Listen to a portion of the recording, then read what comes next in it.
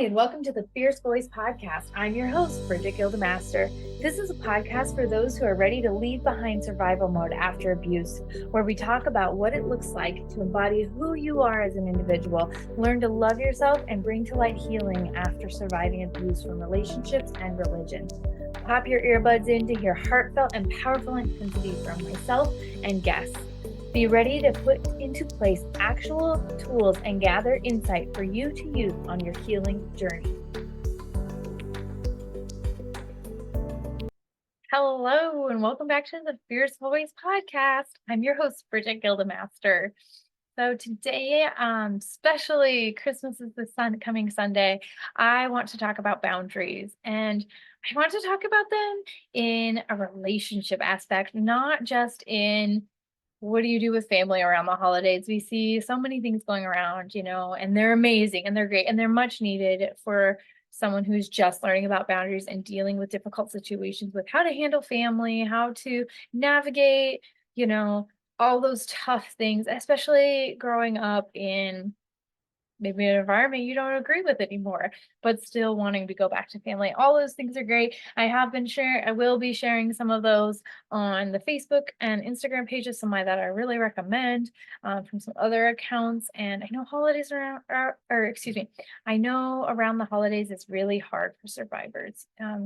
Things happen. And that's why what I want to talk about, I want to get really raw and real with some details of some things that I've experienced, some feelings I've gone through, some emotions I've been through, and maybe some encouragement and a way of thinking about boundaries that maybe you haven't heard before or that you have, but I hope it just helps you know what you're feeling is real. I want you to feel heard and I want you to feel seen and I want you to know you're not alone.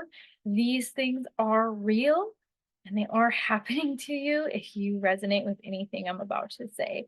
I know I've said it so many times. The reason I've started to advocate myself and speak publicly is because there were so many accounts when I was going through everything I was going through in my relationships that I would see, and I just was like, oh my gosh, I had no idea. Like they would either put words to my feelings for me, or I just had no idea I was actually going through that till somebody named it. And so that is my hope. It saved me, it saved my life, it saved my family. It brought me to a place where I have true peace and true happiness for me, for myself, and true healing all the way to my soul. And I really just hope that there's one person that hears these words and it helps them as well, because this on the other side is worth all of the pain and healing that I've had to go through and everything I've had to learn and the empowerment I feel now, knowing what these toxic behaviors are and how to call them out and how to avoid them. So, so with boundaries, it was a word that ironically started out with family for me as well, and dealing with some certain situations, ending up cutting off some family. And whatnot and going through that. But, so much of what I hear with boundaries and relationships is, and I know I did this in the beginning as well, before learning about how only the individual can control themselves. Only every individual is responsible for themselves. And oh my God, once you learn that, it's so beautiful, because you can't change someone else. You can't be the savior to change someone else, and they can't be that for you either. And it's just so beautiful, because that inner work and that inner healing, once it comes from you, it's stable and it's healthy because it's yours and you are in control of that. And it doesn't matter what the actions are of someone else, anyone else around you, because you are that stable core that you need to be. And so in the beginning, learning about boundaries, I would use it as well, that's not happening again, and make a boundary and put that in place so that XYZ wouldn't happen again. And that's not what boundaries are. But boundaries are not a consequence to actions. Boundaries are in place to keep your peace. And that is all. Boundaries are not something you put up to punish another person. They're not something you put up to hope that a behavior will change. They're not something you use, to hope there's a different outcome. That's not what you can use boundaries for. even in the slightest, because it won't work. People do not change out of fear. That is not a healthy change. If someone is changing out of fear, they're changing because they're afraid of losing something, whether it's control, whether it's, the opportunity for control, whether it's, sex, whether it's, comforts of you. As women, we put everything out there. We provide for every basic need on top of, especially during the holidays, on top of all those extra needs that everybody's expecting to be met. And so the fear of losing that doesn't work. We know this through gentle parenting now, that spanking does not work. All you've done is made the child fear the consequence, and rather than actually have a true heart change or a true moral change or understanding very specific um, morals or concepts, or having that really heartfelt conversation to guide them through life versus just no. And so it's the same with adults. It's the same with adults, and we're all healing from something toxic. Every single one of us is in that position and will continue to be. I know my children have a lot to heal from, and I'm more than willing to pay for their therapy. But, we're never going to be handed that perfect world ever, ever. And so we're all going through things. But it's that if you have a heart that is actually willing to change, there are very obvious signs of that. There are very obvious actions of that. Um, there are very obvious time frames on that. And you can't scare someone into changing for you. It's not going to be a lasting change. And frankly, it's not a change you want. If you have someone who is just changing because you're mean, that's not a love you're gonna wanna experience. That's not an intimacy you're gonna want to experience. A lot of what, happened with me, and I know around the holidays, a abuser will ruin every holiday, every special day, everything that is precious to you. It will become a problem. So whether it's something as simple as having a family outing, or all the way up to Christmas and New Year's and birthdays and anniversaries, they will ruin it some way, somehow. And I do want to note that love bombing is real as well. So maybe in the beginning, actually, those things are amazing. Actually, you have really good birthdays. They're a great gift giver. They do all these things, but then it becomes less and less. And actually, now you're always fighting on these holidays. Actually, they're not stepping up and helping you get ready for these things. They're, very much aloof in all of this. And so love bombing is real. And so it takes time sometimes to see someone's true behaviors and true actions. But no matter what, they will ruin it. They will ruin whatever is special and and sacred to you. And so for me, it was always Sundays. Sundays was a big one.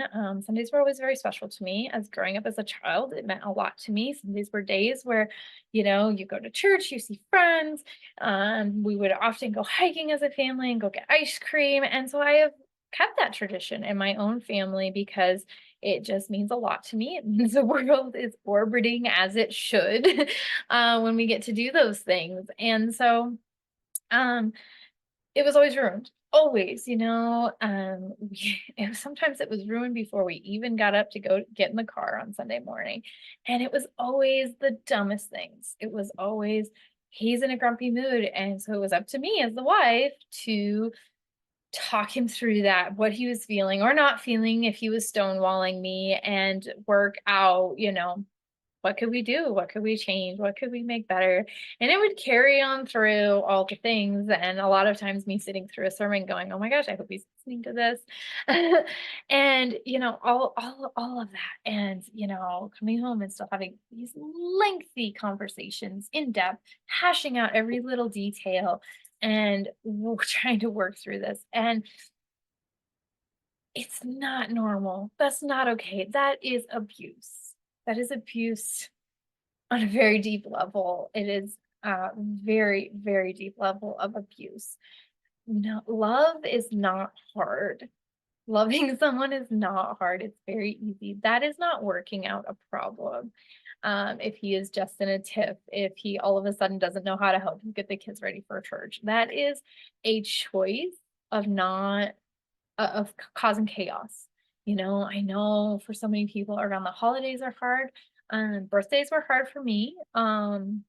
Because it would be talked up. It'd be like, oh, it's Bridget's birthday, blah, blah, blah, all the things. And then I would get the shittiest gifts, or I would say, exactly what I wanted to do, my plans, hey, it's my ex birthday and I want to do this because I've gone through this and this is what would empower me for the day. And it would be sabotaged on a very deep scale. And, sometimes it even sounds normal. It sounds like, oh my gosh, things happen. Oh, well. No, it should have been made priority. It should have been made priority because if it was their birthday and you planned that for them, you do whatever you can to make that happen for them. You always have. That's what we do. That's what women do. That's what we've been trained to do. That's what we've been taught to do. We make it happen. And, a lot of it, yes, is some of our upbringings to blame with completely sacrificing ourselves, even to an abusive point, but also because we do love them. That's how much you love them. You want it to make it happen. You want it to be special. You want it to be fun. You want them to experience this. And they should want the same thing back for you. And it's easy. It really isn't that hard. These are the basics. And so when all these things happen, and sometimes the reaction is to put boundaries into place and do that punishment concept. Well, if, we'll see how he likes it when we just don't spend Sundays together, when I go do my own thing and he goes does his thing, and we'll just see how he likes that to punish him or maybe it's not even, excuse me, and maybe not even that heartfelt. Maybe it's not like a heartfelt passion of trying to punish him, but maybe even it's just he'll just see and he'll understand what he's missing out on, and then he'll change.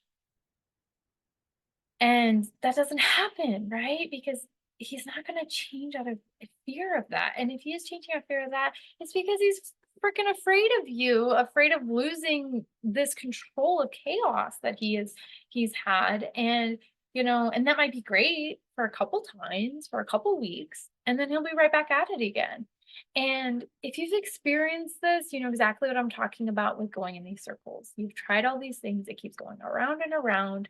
And at some point, a big boundary you need to make for yourself, and it's really scary, is whether or not you want to put yourself through trying to see if he'll change next time. If the next Sunday will be a good Sunday because he's in a good mood. If it's a love bomb Sunday, or if he's in a mood again. Or and maybe next Christmas he'll get you a good gift. Maybe it'll be fun. Maybe it'll be special. Maybe he'll help you cook dinner. Maybe he'll watch the kids while you cook dinner instead of football game or, whatever. I don't know when football is. I'm not a football person, but I know these are all things women struggle with. And, maybe he'll change. Maybe he'll quit gambling. Maybe he'll quit drinking. Maybe he'll quit, whatever it is. And this time it'll be a little different. Just maybe. And at some point, you have to see the patterns and realize he's showing me who he is. I don't have to give him another chance. And I have that choice. And I can put a boundary in place for me to give myself my peace. Not to change him, not to control him, not to hope for a better outcome, but I can put a boundary in place to definitely protect me and protect my peace so that I know when next Sunday comes around, we're going to have fun because I do choose to have fun and I do choose to go do this and I go do that and not bitch fight about all the little stupid things, all the he said, she said, all the circles, all the convincing someone to just be a better person, to treat me like a normal person, even though he can go out into the workforce every day and treat other people like a normal person. He can have friends, he can text friends, but he can't text me. He calls people and talks to them for hours, but he can't even tell me he's on his way home or he's gonna miss lunch today. I can make that choice. I have the power for that boundary. It's for my peace. And what's beautiful about that is when you realize that your healing and your peace is in your control, you take back all of your power and you give him all of his power to do what he wants, what he needs for his healing journey. And it goes the same, like I said, into holidays and family and creating boundaries for your peace and those decisions, of deciding whether or not to go back for family this Christmas, or whether or not to go to that work party this year, or whether or not to XYZ. But you get to make those choices for you. You get to put those boundaries in place for you and for your peace. And that is what is absolutely the most beautiful thing ever. And it's hard. It's really hard, and especially when you love someone and there's a lot of codependent love going on and a lot of, yeah, I mean, obviously they've groomed us, you to stay with them and to do whatever they need to change whatever you need to change about you for them to make it work, to make it better, to smooth things over. It's hard. It's hard. It's really, really hard to break that same cycle in yourself. So maybe the first Sunday isn't going to be perfect. Maybe the first Christmas is hard.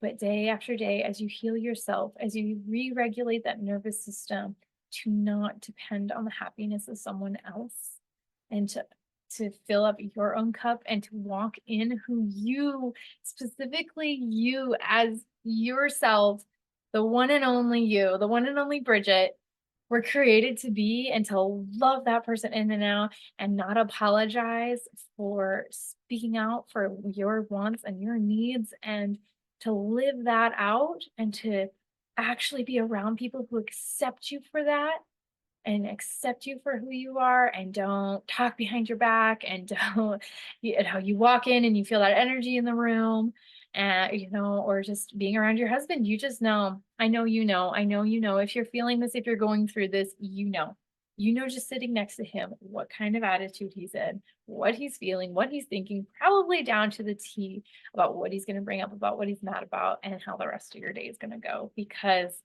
you've been through the cycle one too many times. And that's what boundaries are for. Boundaries are put in place for you to have your peace, not to change them, not to punish them, not to hope for a different outcome, but for you to have your peace.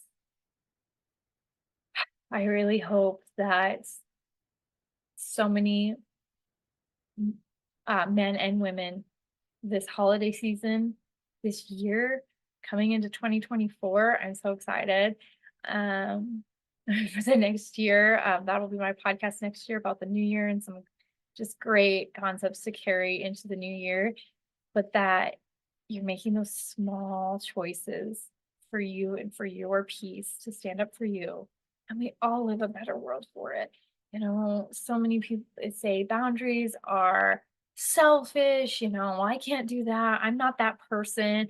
I'm sorry, I just have to cater to this. I know it's not the best. I see through it, but I'm just not that person. I have to go through with this and I have to see it through. And sometimes you do for your sanity. Sometimes, maybe you're not ready to make these calls yet and to walk away from these situations, or put into place saying, I've seen enough. I know that this is false hope I'm carrying, but maybe you need to follow through with it one more time. I've been there. I've done that. I can sympathize with that. Only you know for you when you can walk away, or when you can set a certain boundary in place for your peace.